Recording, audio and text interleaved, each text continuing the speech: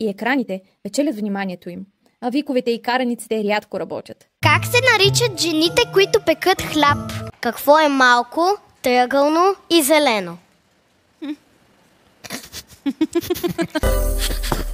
Давай зелен триъгълник. Фейн отговор! Здравейте, мили приятели, това е най-развлекателната и смешна книжка. Смях с децата, се казва. Над 600 въпроса, гатанки и смешки за весели разговори с децата. Сега ще ви задам един, който е супер як.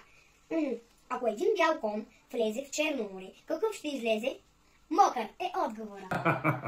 Айде пак наново. Сега друго трябва да измислим. Какво можете да хванете, но не и да хвърлите? Кое животно е буче? Каква? Какво? Буче! Не знам. Верният отговор е куче с правописна грешка. Ники, въпрос към тебе. Защо слонът не може да кара кола? Защото слонът няма книжка. Защо искат децата да четат смях с децата? Те искат да четат дори книгите на глас, защото само четящият знае отговорите на въпросите.